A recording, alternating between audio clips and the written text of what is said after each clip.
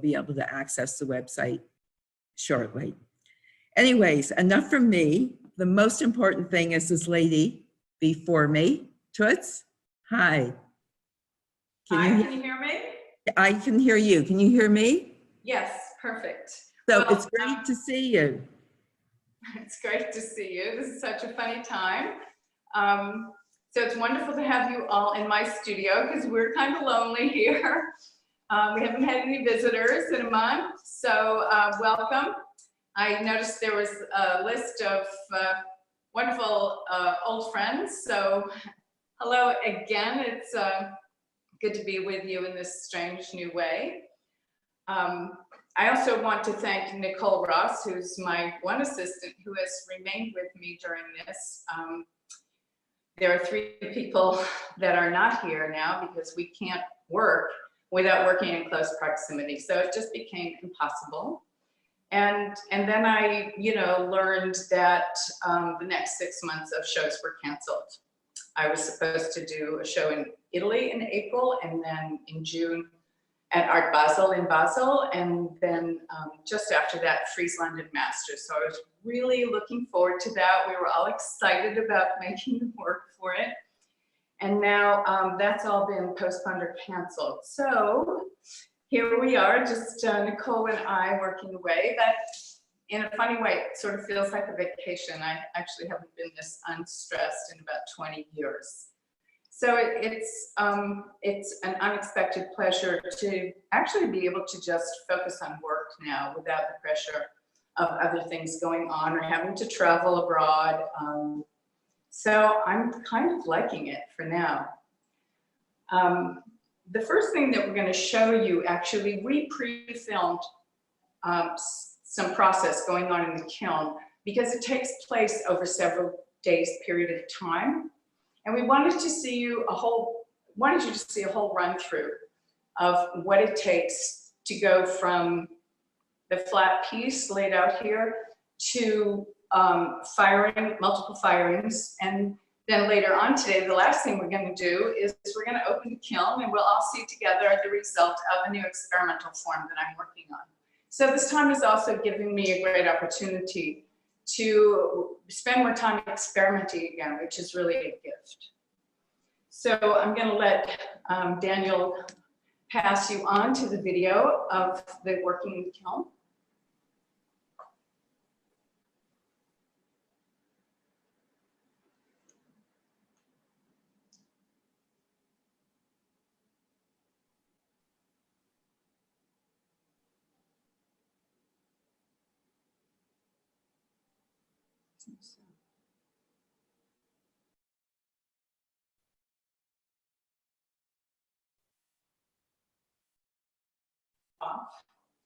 But what you can see is we're just rolling the piece to the kiln, and it's a big board, so it takes an assistant to help me get it into the kiln. This is a very special glass, and part of the reason that I experimented with it was because we got an odd batch of gold ruby glass, Rubino Oro in Italian, and it proved to be incompatible with the other glass. So we had pulled a lot of it, and normally it would be extravagant to make an entire piece with it because it is truly only made with gold. It's a beautiful pink color. So I decided, it's a perfect opportunity to just lay out an entire piece with this color and experiment on form too. So is it just one piece then, Toots, that's made with this gold?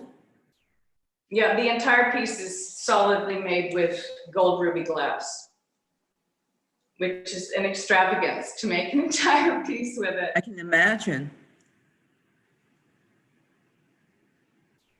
But so it was an experimental batch they made, and it didn't fit with the other glass. Mm-hmm. So that's why, I get to use it all by itself. You can see the sheen from here too. It's beautiful. So here I'm just inserting some small forms to preview where I want, deeper folds to be, and you'll see how that happens as the piece progresses.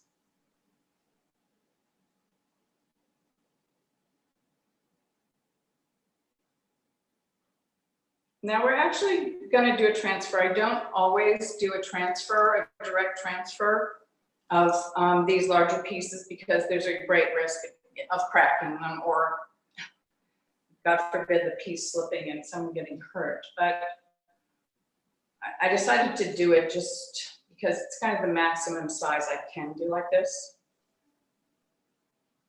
And it's very, I feel very uneasy doing it live just in case something happened. So we're all suited up. It's pretty hot in there. It's about 1200 degrees.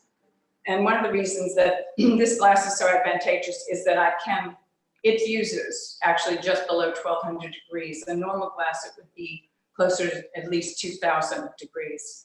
So it makes it workable, but still very hot. You can see the elements on in the kiln. So now what we're doing is we've transferred it to the form, which was underneath and therefore preheating. And you're going to see the first slumping of the form. We've speeded this up a little bit so you wouldn't all be yawning, sitting there watching, waiting. How long does this normally take, Toots, when you don't speed it up? This process takes entirely from loading it into the kiln and then doing the transfer and the slump. It takes a total of about 5 hours. And you can see, I don't have the kind of heat that we have when we're blowing glass because the heat is much lower, but I do have enough heat to slowly start forming the piece.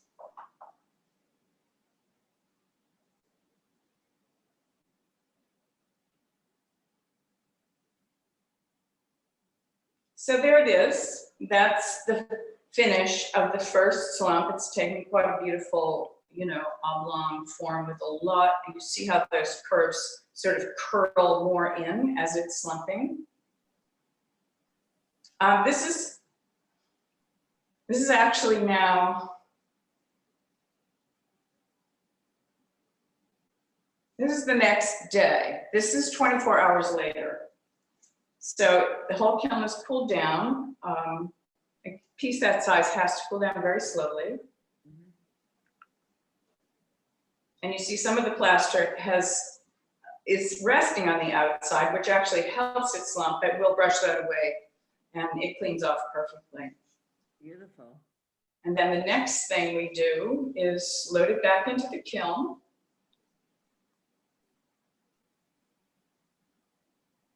And the piece is you'll see the piece is gonna go now upside down. Gravity is one of my favorite tools.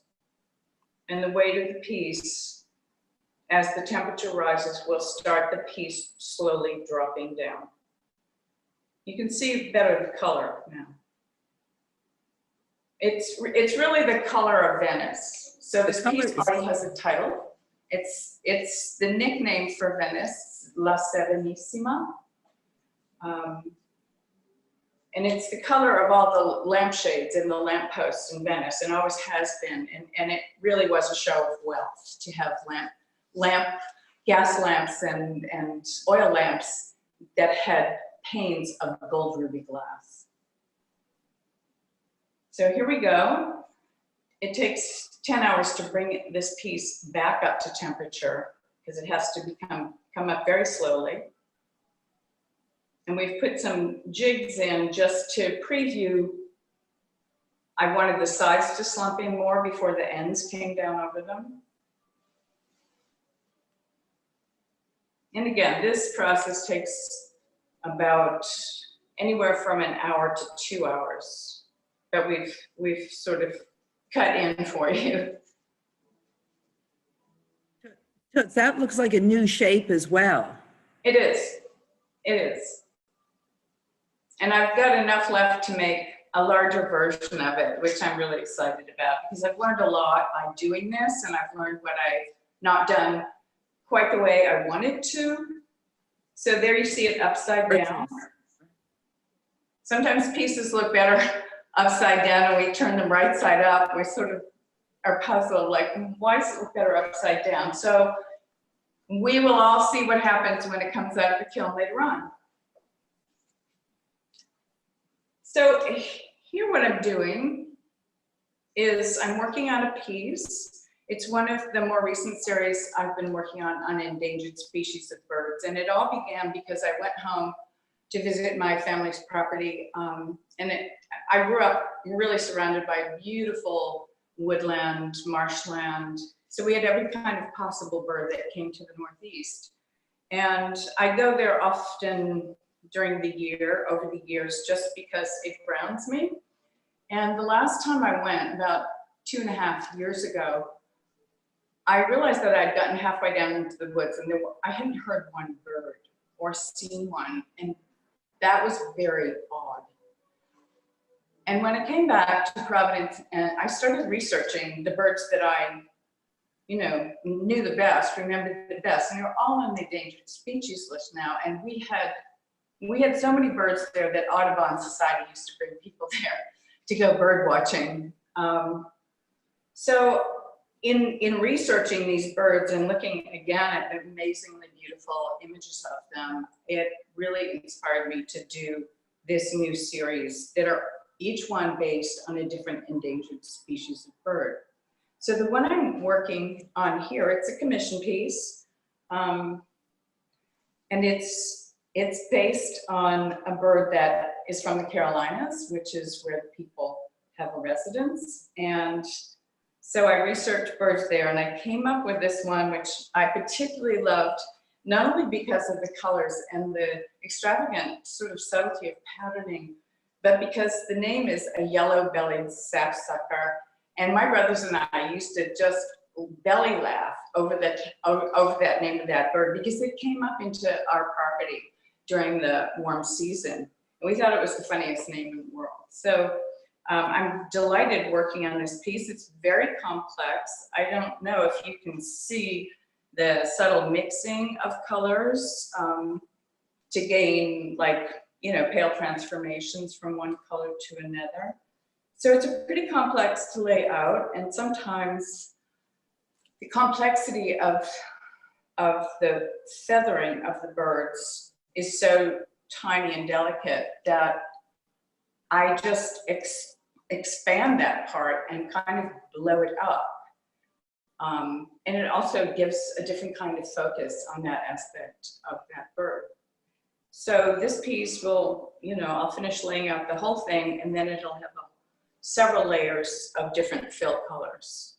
First of all, to mask off all the differences between these colors and preserve the contrast that I want. And then another layer, which is just really the main body of the piece. I'm going to take you around so you can... Can you tell us, I'm sorry to interrupt, but do you mind telling us where you grew up? Where I grew up in Enfield, Massachusetts. It's northeast of Boston, near the north, right on the edge of the North Shore. So I grew up very close to the ocean, and actually the marshland, the river that ran through the marshland on our property goes out to the sea. So it was a beautiful childhood, and I was very lucky. So I'm going to take you around now to another work table. We have several work tables in this area where I'm just starting to lay out a piece. I'm just going to explain to you a little bit about the process, especially because I knew there were students watching. So wherever you are, I hear you're from all over the world. So welcome. I think some of you have stayed up to the middle of the night to watch this, and I'm honored. You want to keep them awake then? Yeah. Okay.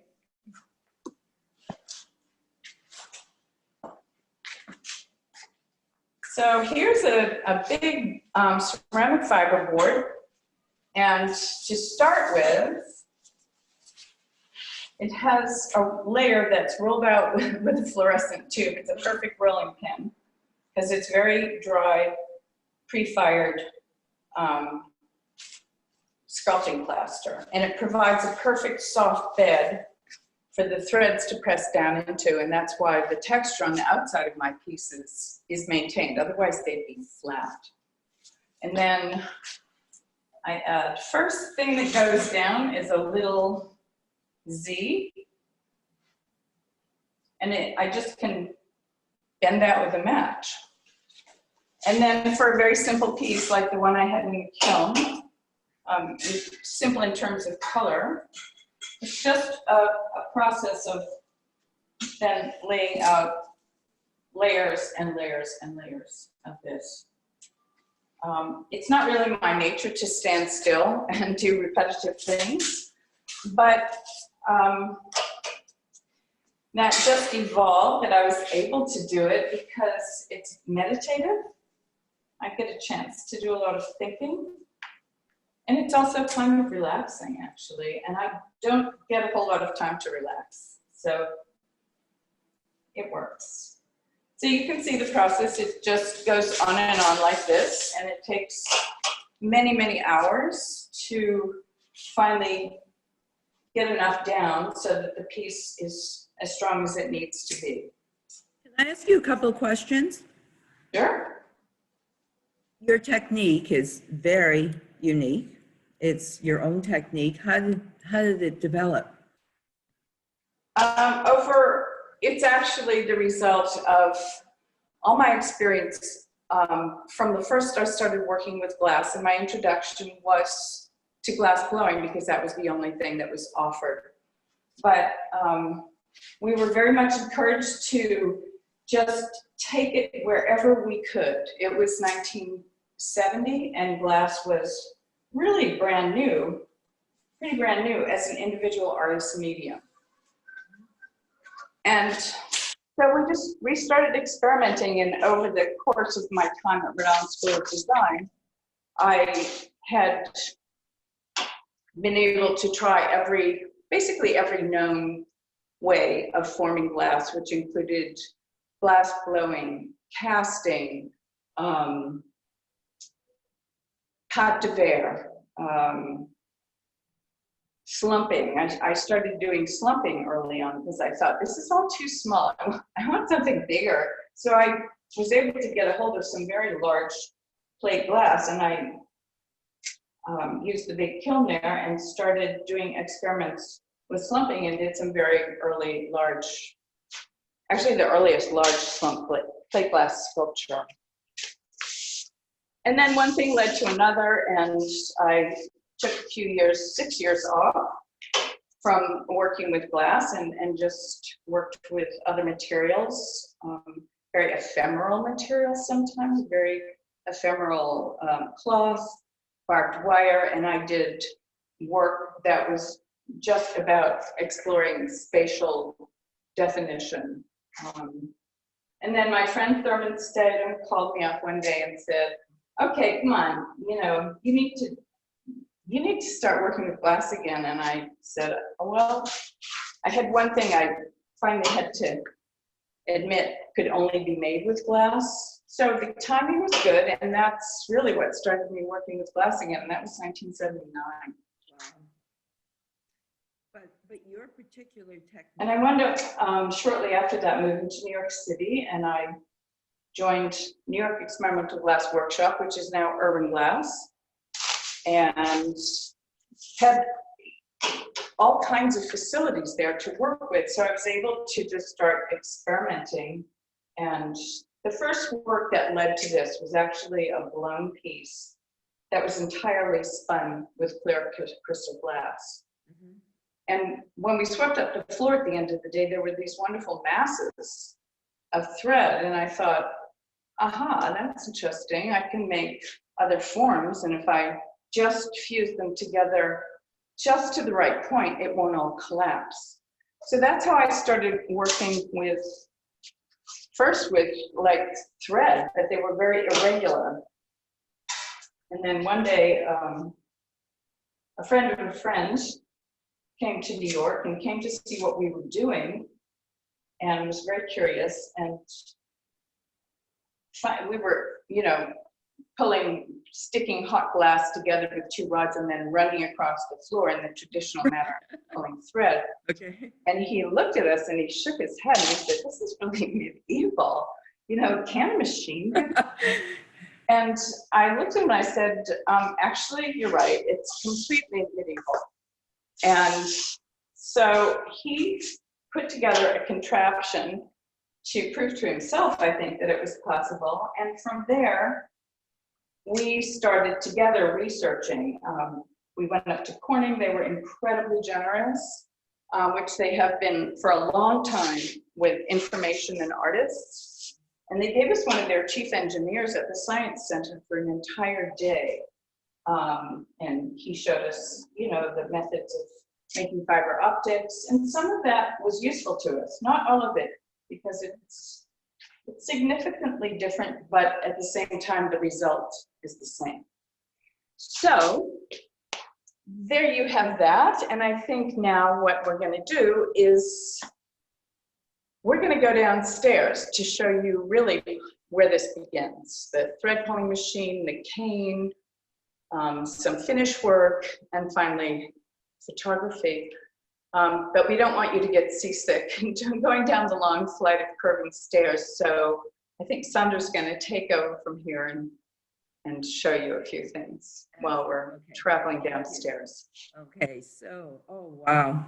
So what we're looking at now are images of Toots's work, pieces that are available through the gallery, I have to say, and they're absolutely gorgeous pieces. This is a brand new piece that we're looking at, Untitled, which is it's the piece that we used on our invitation to you.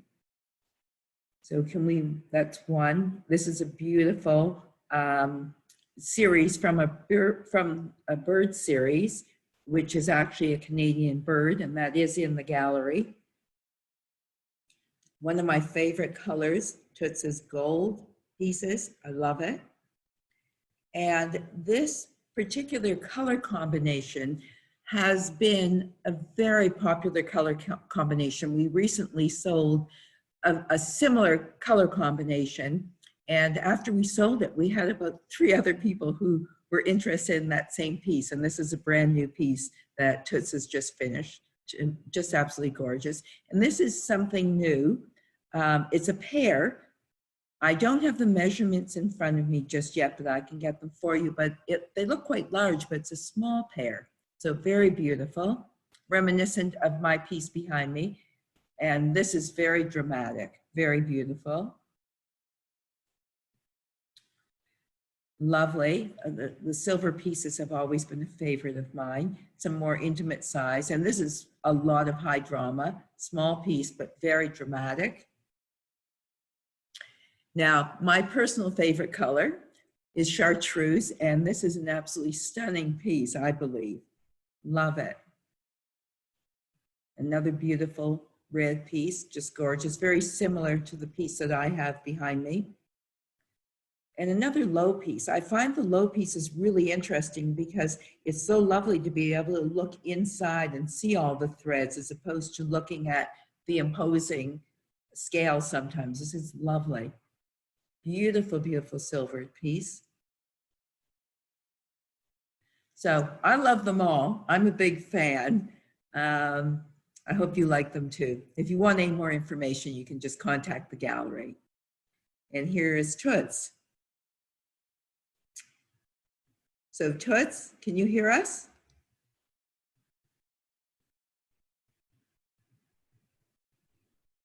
I think Toots is going to come on in a moment. Oh, okay, so good. We're downstairs in the studio, wow. And this is my stock of cane from Murano. It comes from it's still referred to as Moretti glass commonly because that was the original company that made it for 400 years. But now it's Effetrae, and you can see I've got quite a stock of it. It's hard to resist getting another new color, so I have as many as I can. And above, you just see some of my archival storage. So I'm lucky to have the space to keep that. We're now going through and digitally rephotographing everything. I'm surprised at how much space you have there. Very comfortable for you, isn't it? I've got a total of 5,000 square feet, but 2,000 upstairs and 3 downstairs. So here you see a cane feeding through a small preheating chamber through a double burner flame. And what you're seeing right in front of you are electronic eyes, which then help control the level of the thread feeding through. And Nicole is gonna pull this. She's pulled it out over, it's about 1.5 meters. I still talk in meters because I was in Europe for 16 years when I was developing this. Feeds it through a double roller system. And then it's a continuous pull for the whole length of the rod. And each of these rods pulls 7 kilometers of thread. And we pull thousands of them every year. So we've, in 40 years, wrapped around the world several times. And now you see the bin that just catches the thread, and here's one of the rods. And then you're gonna see that it, the thread from that very solid, unflexible rod, we pull these very fine, very flexible threads.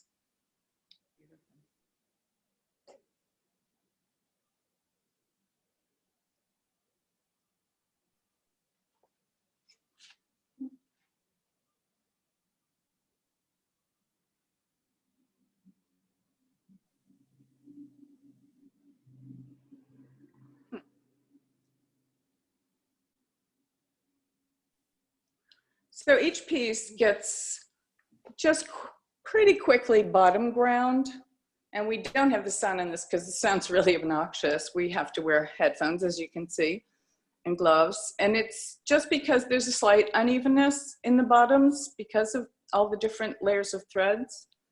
So it just gets kind of a quick touch on the diamond wheel to make it stand perfectly. And because we have to grind dry, which is not normal. Usually you have a cooling agent like water, but we can't use that. So we have to take it up and down to keep the friction, the heat from the friction building up, which wouldn't be good for the piece. And then it's just blasted with water to completely clean it and get all those edges.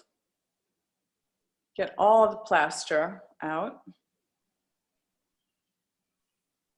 This is a restaurant supply. Restaurant supply houses are my favorite art supply store. I have so much in this studio that I use, including the wheeling steel tables and all kinds of tools. They come from the restaurant supply house. So there's the piece upside down, which you've already seen right side up. And now it's going to go into the photo room. And this is really one of my favorite times working with my pieces, because it's the time when I suddenly get to see them, really focus on them just in a really pristine way.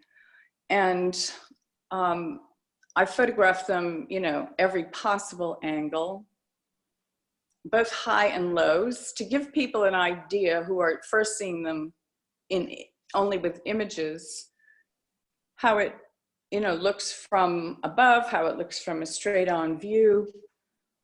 And it gives me a chance to really look at, you know, what happened with the form and what I may have not done as well as I might have wanted, or that, you know, something that came out well, how the colors really look overlaid with each other.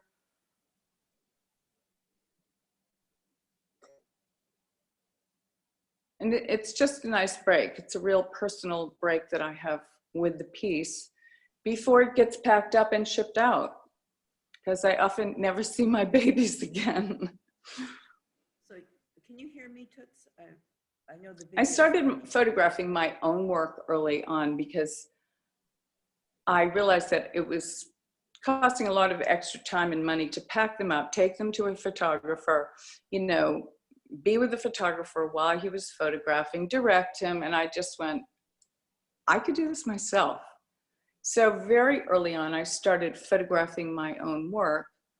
Also because if my photographer was out of town, it meant that I wasn't getting good photographs of my pieces, and that was disastrous. So that it was a really good decision to photograph my own work in my own studio.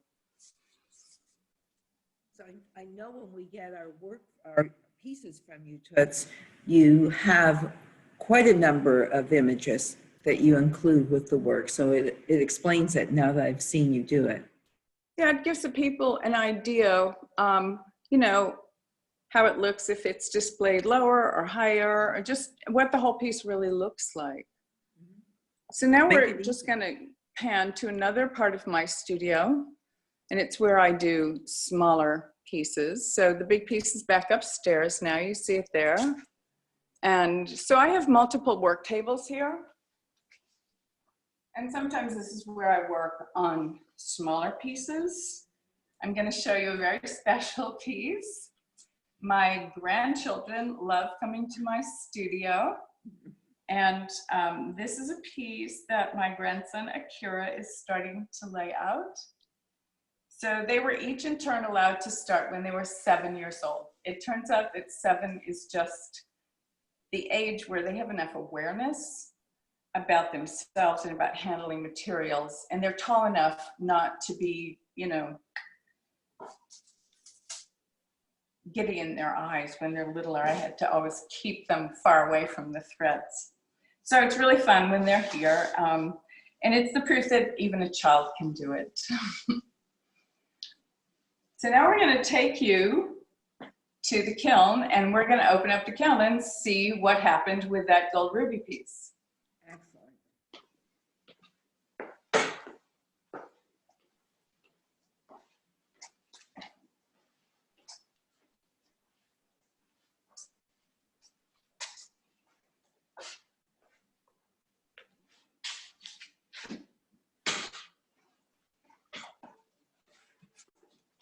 So this is a little noisy. So I'm just raising up the kiln.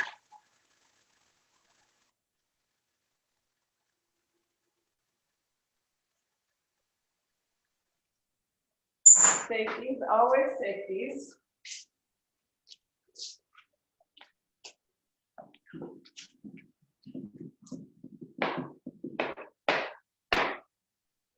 Up a little more. Yep. Yep. Okay, here we are. Can you see it? Beautiful, yes. So here's the piece that you saw upside down. That must be incredible when a light will hit that piece. It's going to glow. We can take it over to the light for a minute. Okay. It's still a little bit dirty.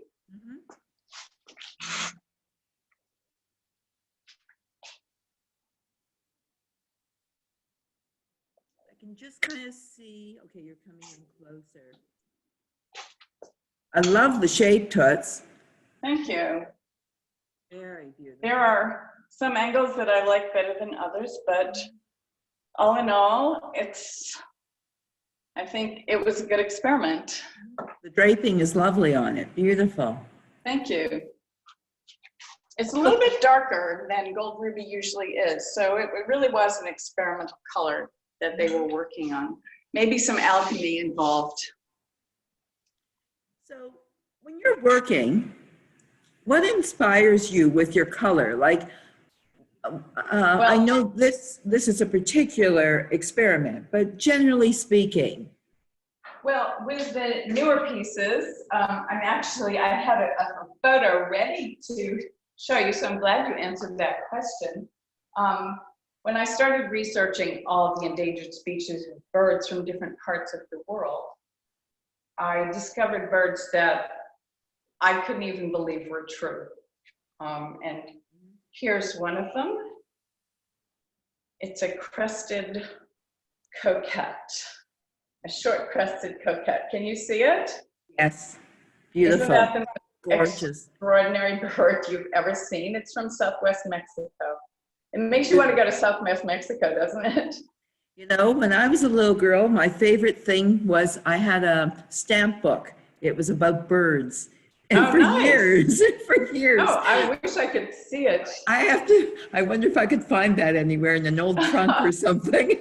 They're really amazing. I mean, beyond your wildest imagination, really. But when I came upon this one, it was just, did someone Photoshop that together? How can it be Mhm. true? So that's Beautiful. my most recent inspiration, these wildly beautiful birds. So I think that we're ready for questions and answers. Really? I hate to leave the tour already. It was wonderful. I want to thank you so much. Thank you. And Nicole too, as well. So what I'm going to do is turn you over to Daniel, who's just appeared on the screen, and